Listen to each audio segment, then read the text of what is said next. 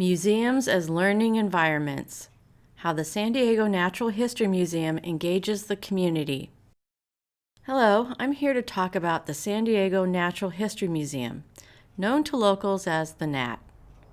This museum is significant because it has a long history of engaging the local community and the entire region of Baja California.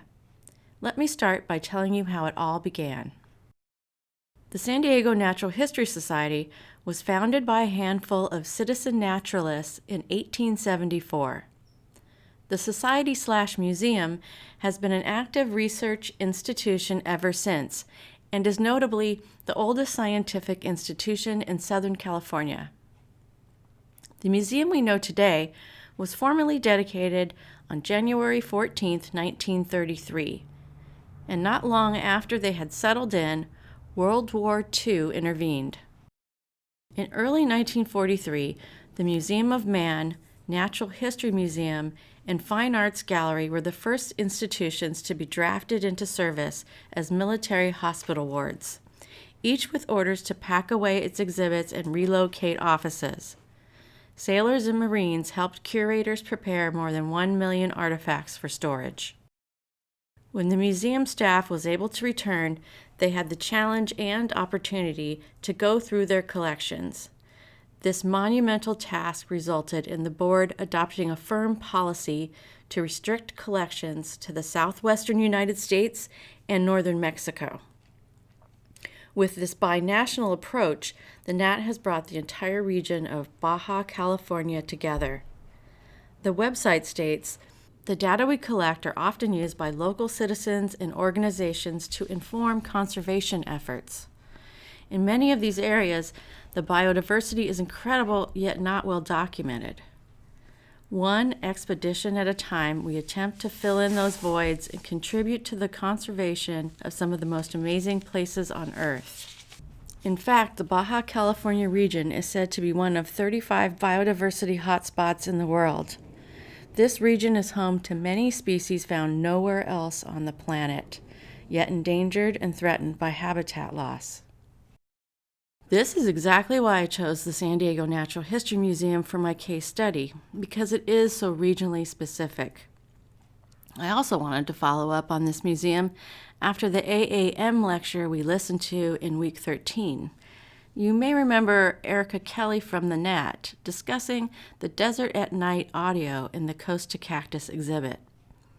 The specific attention the museum has given to local visitors is remarkable.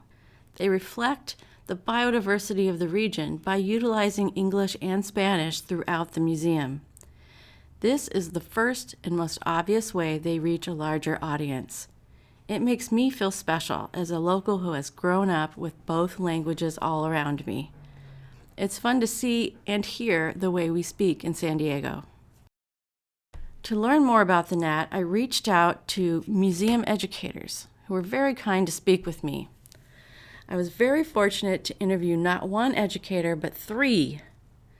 Christine Griffith, Senior Education Manager, Lead Educator Ashton Hughey, and Lauren Marino Perez, the Community Engagement Manager. Senior Education Manager Christine Griffith explained that along with the permanent collections, the NAT mainly hosted traveling exhibitions in the past. So the shift to in-house exhibit development gave them the opportunity to utilize their space in new ways. One way the museum has done this is with the Living Lab. This collection of some of our reclusive neighbors gives you an up-close look at who they are and how they benefit the region. Local visitors will no doubt recognize some of the critters, while others are happy to have never seen them at all. Animals are also brought out for closer viewing. For those who don't spend much time out in nature, this may be the catalyst for exploration. This is the kind of engagement that can change the way people behave out in the community. Along with the Living Lab, there's an exhibit for the museum's youngest visitors called The Backyard, where little ones learn and explore the natural world through play. Right next door, there are 2 learning labs for school children. This is where lead educator Ashton Hughey is active with teachers and their students. This specialized instruction provides a critical link to the community. Getting kids curious early on is a great strategy for creating responsible citizens in the future. On the second floor is the Costa Cactus exhibit. This sprawling exhibit immerses visitors into some of the microclimates found as you move inland. TheNat went a step further in this exhibit, utilizing bilingual interactives, and their Desert at Night exhibit is especially personal for local visitors as it features Spanglish audio. The audio in the exhibit lets you hear the seamless dialogue that transitions back and forth between English and Spanish. When developing the exhibit, TheNat referenced a 2013 study they participated in that reported visitors having a stronger connection to culture and museum content with bilingual exhibitions. Lauren Marino Perez, Community Engagement Manager, went on to explain how the museum had to work on getting it right for general Spanish-speaking audiences. They were smart to consult with experts to ensure that they were using neutral Spanish, so tourists from other Spanish-speaking places would understand what the exhibit developer intended. Up on the third floor of TheNat, you find research labs, the research library, and the demonstration lab. The research library focuses heavily on the contributions of citizen scientists, stories about some of the inspirational people and discoveries that have been made since 1874. It makes visitors feel like they can also go out there and make a difference. It just takes a curious mind. The demonstration lab, my favorite, gives visitors the opportunity to witness science in action. I always forget how active paleontology is here in San Diego. Infrastructure projects continue to unearth fossils. TheNat recently reopened, so I was able to watch a scientist working on a fossil found in the Otay Mesa area of San Diego.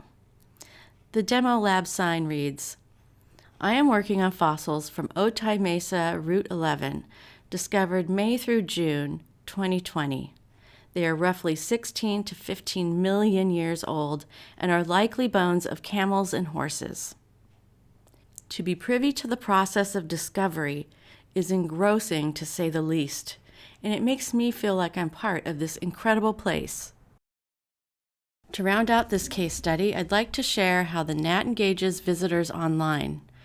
Christine said that before COVID, the focus was getting people into the museum itself, and spending time on distance learning was not really a priority. They had the challenge and opportunity to shift focus in 2020 as the pandemic launched the rapid expansion of their online programming. I have to say, what these educators have created is impressive. The dedication and collaboration in developing distance learning lessons and programs is evident when you peruse the Learn and Explore tab on their website. For the purpose of this assignment, I decided to evaluate native land, native people. This 25-minute virtual lesson is about the indigenous people of the Baja California region. The program explores the deep connection the Kumeyaay have with nature and how they thrive off the natural resources this region provides.